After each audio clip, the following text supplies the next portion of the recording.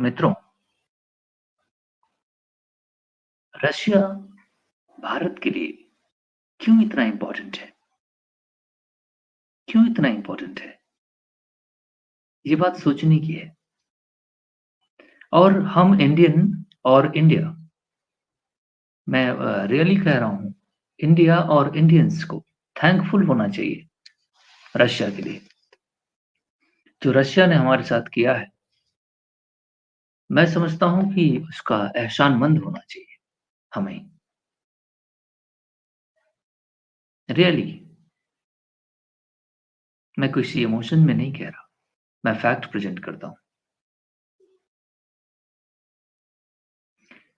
किसी देश की प्राइड के लिए, नेशनल नेशनल प्राइड के लिए, उसकी डिग्निटी के लिए, उसका डिफेंस, उसकी रक्षा बहुत ज़रूरी होती है। हम कितने वल्नरेबल थे,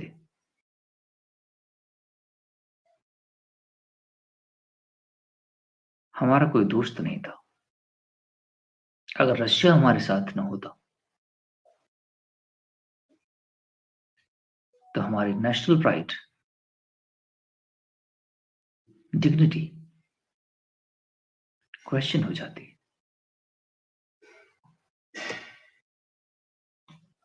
मॉडर्न वेपन्स, जो सोफिस्टिकेटेड वेपन्स हैं, वो हमें नहीं मिल पाते।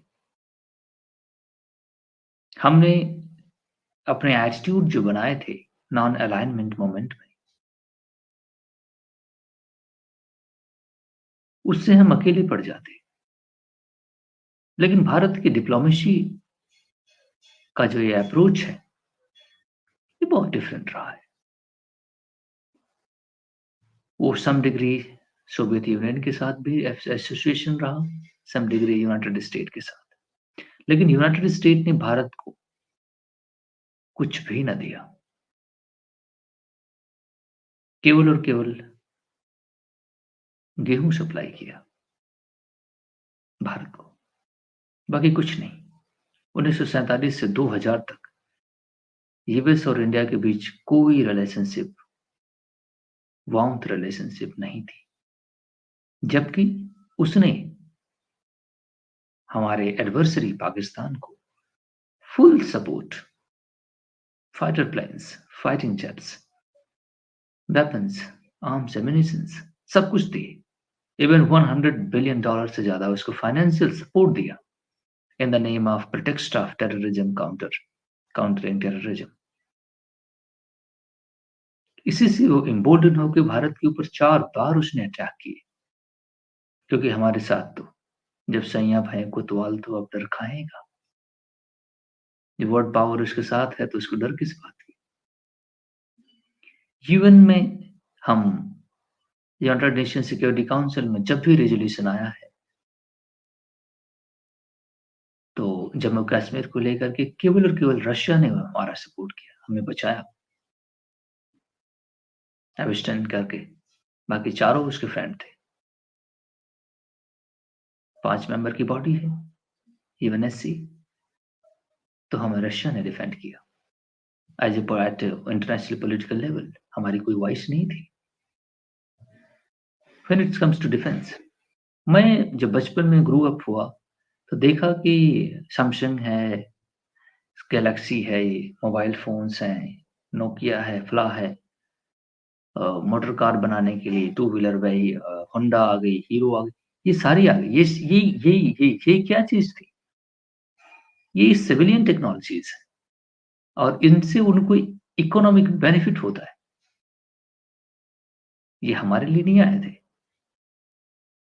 वो यहाँ पे आए क्योंकि उनका बेनिफिट था। सिविलियन टेक्नोलॉजी लेकर आज जो मोबाइल फ़ोन पे हमें आपको दिखने को मिल जाता है ना? या पता नहीं कौन-कौन से मोबाइल फ़ोन रेडमी है, ये है, वो नो आता रहता है तमाम सारा। वो क्या है? वो हमारे लिए है। कभी पानी में डुबो के निकाल रहे हैं, कभी अ, कुछ कर रहे हैं, कभी वीडियो कैमरा फ़ोटो खींच रहे हैं, हैं? लड़कियों का। ये क्या चीज़ है? ये उनकी बेनिफिट इकोनॉमिक बेनिफिट के लिए है, वो हमारे लिए नहीं है। कोई भी दुनिया की डिफेंस कंपनी भारत में अपना प्रोडक्शन नहीं स्टार्ट की। भारत को किसी ने वेपन नहीं दिए। आप समझ लीजिए आपके पास कोई डिफेंस ना हो और आप चारों तरफ से घिरे हुए हो। आप खुद अपने आप में सोचिए, नेशन के लेवल पे अभी आप नहीं सोच पाते तो अपने आप के लेवल में सोचिए। चारों तरफ से आप अपने दुश्मनों से घिरे हैं और आपके पास कोई वेपन नहीं है। आपका कोई ऐसा मित्र जो आपको सपोर्ट करता है, आपको सपोर्ट देता है। वो समझिए कि आप वो आपका कितना मदद करता है। इन रिवर्स वेपन जो आप खरीदते हैं उसको पैसे भी देते हैं, दैट्स इज़ ओके। बट आप ये बात समझिए, कोई चीज़ खरीदोगे तो पैसे तो दोगे ही, लेकिन वो आपके डिफेंस कितना ज़रूरी है उसको फुलफिल करता है। अदरवाइज़ आपकी जान बनाएगी। तो उस तरह नेशन के लिए भी सेम फंडामेंटल चीज़ है। अपने डिफेंस एज़ अ रिज़ल्ट उसकी प्राइड। आज या कभी भी मैं कंटिन्यूअस जब भी पढ़ रहा हूँ, तो सारे के सारे डिफेंस हमारे वेपन्स जो हैं, लार्जली अभी 2000 अभी भी जब से इंडो पैसिफिक का कॉन्सेप्ट बना है, कुछ वेस्टर्न कंट्रीज़ जो हैं वो भारत के साथ है ना love affection little little bit दिखा रहे हैं। चलो ठीक है, फ्रांस ने हमारा सपोर्ट किया है। सपोर्ट किया है मतलब सपोर्ट किया है, सपोर्ट नहीं किया तो न्यूट्रल रहा है ना? सपोर्ट मीन्स कुछ खास सपोर्ट नहीं है। 2000 जब से हमने न्यूक्लियर वेपन बनाए हैं, उसके बाद से 1998 के बाद से और थोड़ा-सा लोग हमें रिस्पेक्ट से देखते हैं, है ना? उससे पहले हमारी कोई अपनी डिग्निटी नहीं थी। ना ही ये लोग हमको कुछ समझते थे, है ना? और हाँ, फ्रांस ने उसके बाद से फ्रेंडशिप ट्रीटी और स्ट्रेटेजिक पार्टनरशिप वगैरह-वगैरह की, लेकिन उसका कोई अपना खास मीनिंग ना था। लेकिन जब से अभी इंडो पैसिफिक आया है तब से फ्लर्ट लोग कर रहे हैं इंडिया के साथ, है ना? कि चलो हम आपको ड्रोन दे देते हैं, है ना? FQ-9B दे देते हैं ड्रोन, है ना? फाइटर जेट्स दे देते हैं, छोटी-छोटी चीज़ें जो हैं, क्योंकि उनका अपना इंटरेस्ट है और इंडिया भी धीरे-धीरे नहीं एक रिस्पेक्टफुल पोज़ीशन गेन कर रहा है ना? टेक ऑफ पोज़ीशन पर है और इंडिया के पास फ्यूचर है। Nobody everybody knows that India has a future. इस पे किसी को कोई डाउट नहीं है। We are billion plus people. We have technologically advancing right now. We are innovative people. Have something. We have gained a momentum. लेकिन हमारे जो जब हम है ना वूम्स में थे, बिल्कुल नहीं अंदर में थे और जब हम पैदा हुए, अब हम ग्रो अप कर रहे हैं, नहीं? तो हमारा एक अपना स्टेज है। उस समय हमारी हेल्प किसी ने ना की, पता नहीं क्या कैरेक्टर बनेगा। लोग तो हमारे अ, पॉपुलेशन को लेकर के स्केप्टिकल थे कि पता नहीं भारत अपने आप को खिला पाएगा या नहीं खिला पाएगा। कई सारी बुक्स लिखी गई है, नहीं? भारत में हंगर होगा, ये होगा, वो होगा, सब मरेंगे अपने में ही, नहीं? भारत का ये जो कैरेक्टर आज जितना हम डेवलप्ड हैं, है ना? जो भी जिस भी स्टेज पर है, ये दुनिया ने इमेजिन नहीं किया था।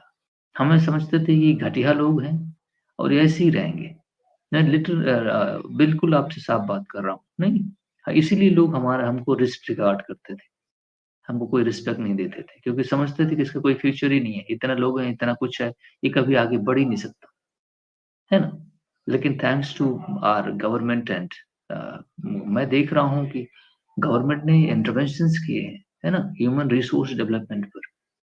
तो जब हमारा बिलियन प्लस पीपल नहीं, half of the our population 500 million people right now the literate and have some capacity. We have largest engineers, assets, professional assets we have right now. हम एक रिस्पेक्टफुल चीजें गेन कर रहे हैं, middle class हमारे पास है, नहीं एक हमारा अपना एक कैरेक्टरिस्टिक्स बन के सामने आ रहा है। तो अब लोगों को बिलीव हो रहा है कि इंडिया ने जो इन्वेस्टमेंट 25, 30, 35 साल पहले की थी, धीरे-धीरे ट्रांसलेट हो रहा है। और इंडिया ने अपने पर्सपेक्टिव प्रॉपर रखे हैं, तो हमें अब जाकर के लोग थोड़ा-सा सही ढंग से देख रहे हैं। लेकिन रशिया अब हम धीरे-धीरे मान लो ऊपर उठ रहे हैं, लेकिन अभी भी हमको अ, अभी हमारे पास इंडिजिनस कैपेसिटी डेवलप करने के लिए न्यूक्लियर सबमरीन्स बनाने के लिए इंडिजिनस कैपेसिटी के लिए अभी डिज़ाइन में भी 5 अभी ये इसी न्यूज़पेपर में मैं पढ़ रहा हूँ, 5 साल लगेंगे केवल डिज़ाइन में, है ना? और 5 साल फिर कंस्ट्रक्शन में लगेंगे। तो पहली शिप हमारी न्यूक्लियर सबमरीन आएगी 10 साल के बाद। आज अंग्रेजी में कहें तो 2024 है, तो 2036 के बाद हमें पहली शिप मिलेगी, है ना? अभी वो कॉन्सेप्चुअलाइज़ेशन डेलिब्रेशन चल रहा है उसके ऊपर। अभी आज के मैं बात कर रहा हूँ, है ना? मिस्टर राजनाथ सिंह जो हैं वो रशिया जा रहे हैं। तुशील है सबमरीन जो कमीशन की जा रही है रशिया में, ठीक है? तो 2 स्टेल्थ गाइडेड मिसाइल फ्रिगेट्स हैं तुशील नाम से अंडर कंस्ट्रक्शन इन रशिया।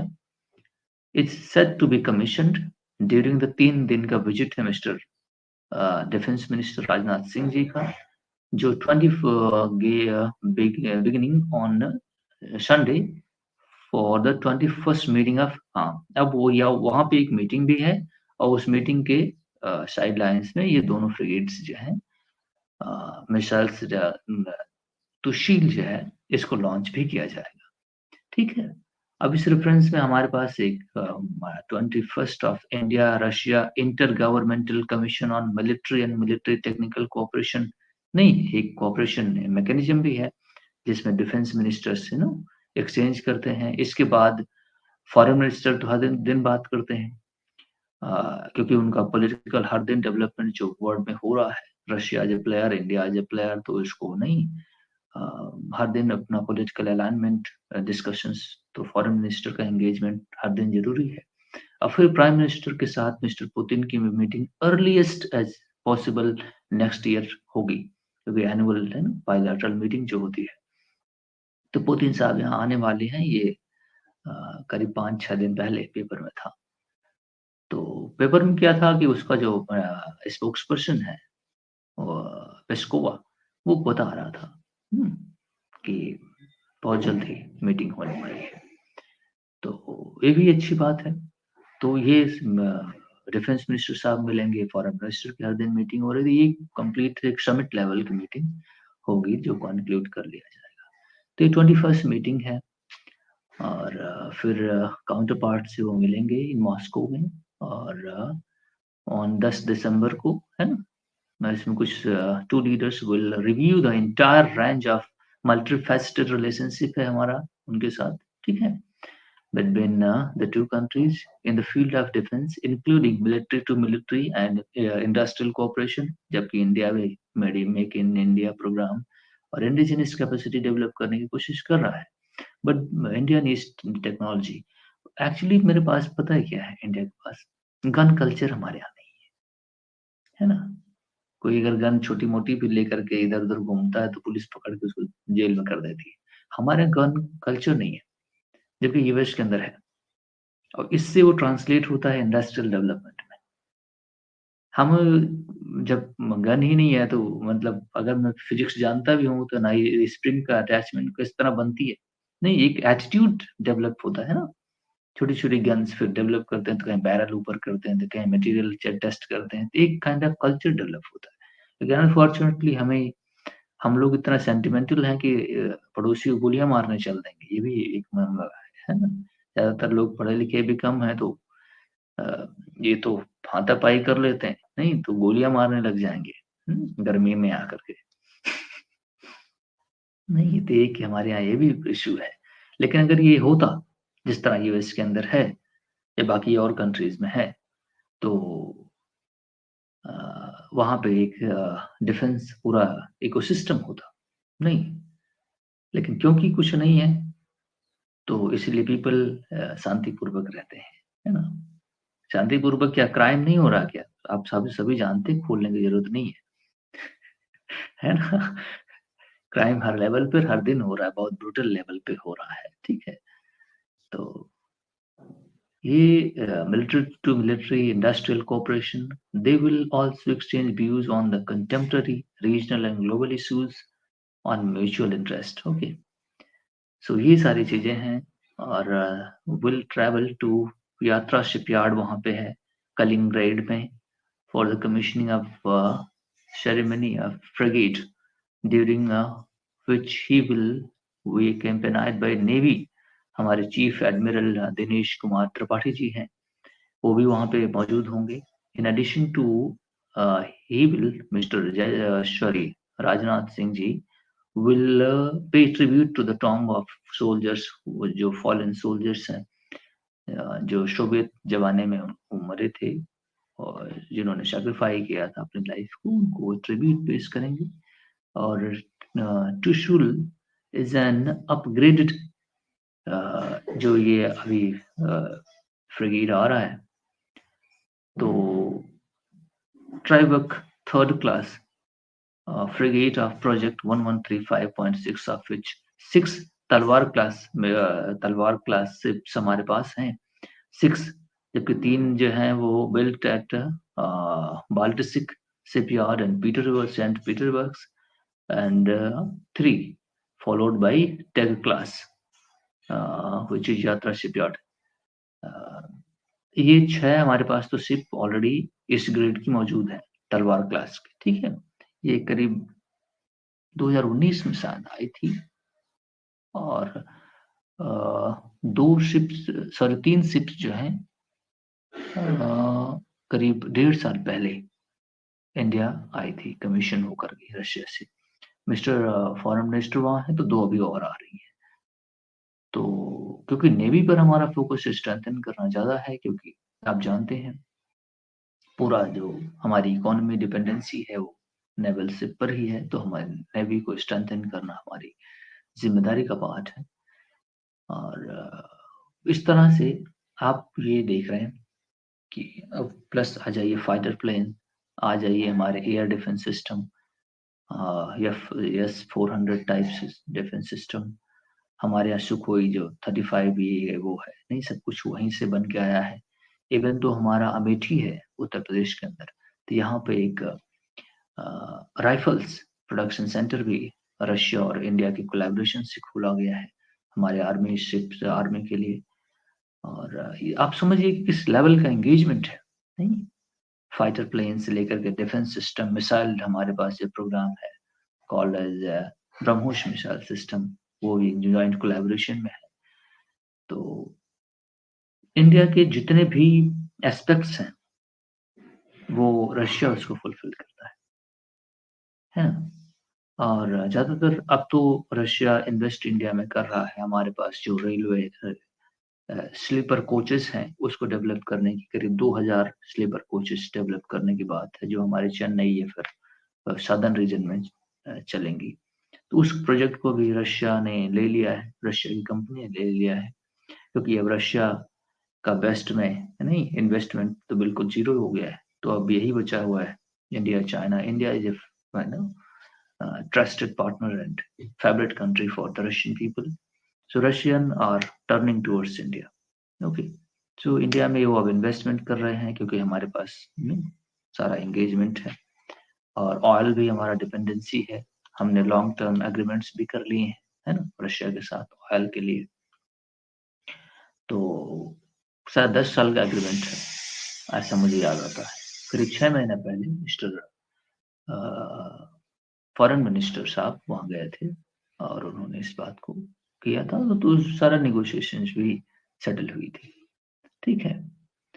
तो ये है ओवरऑल द फेज, अंग्रेजी में पढ़ देता हूँ मैं। The design phase of the indigenous nuclear attack submarines SSN will take 4 to 5 years। मैंने आपको बताया 4 से 5 साल लगेंगे केवल डिजाइन फेज में। Then and the construction of the first building on the experience of the ballistic nuclear missile submarine program will take another 5 years। आप समझिए इसको बनाने के लिए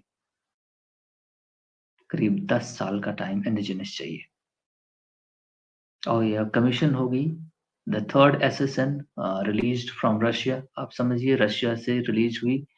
it is expected to be to the Indian Navy in 2028 after delay. जो अभी आने वाली थी एसएसएन तीसरी थर्ड, वो रिलीज होगी क्योंकि अब वहां पे वार में फंस गया वो, तो 2028 में होगी, है ना। दो आ चुकी है, जैसे मैंने आपको बताया कि करीब 6 महीने पहले आ चुकी है। ठीक है, अभी थर्ड वाली आनी थी लेकिन अब डिले हो गई क्योंकि वो प्रॉब्लम फंस गया। लेकिन अभी जो ये त्रिशूल वाली है वो आ रही है वहां से। तो ये देखने वाली बात है। Nuclear submarine is important one because nuclear energy से ड्रिवन होती है और स्टेल्थ कैपेसिटी इनकी ज़्यादा होती है, काफ़ी दिनों तक वो वाटर के अंदर रह सकती हैं। बाकी जो डीजल इंजन होते हैं उनको एयर के लिए ऊपर आना होता है, नहीं, एटमॉस्फेरिक एटमॉस्फेयर से वो एयर ले जाती हैं तो फिर अंदर अपने सिस्टम को ऑपरेट करती है। ठीक है, उनके लिए एसेंशियलिटी हो तो उनको ट्रैक किया जा सकता है। लेकिन ये न्यूक्लियर सबमरीन जो है इनमें अच्छी बात ये है कि हमेशा अ, इस तरह के हैं programme. So thank you very much.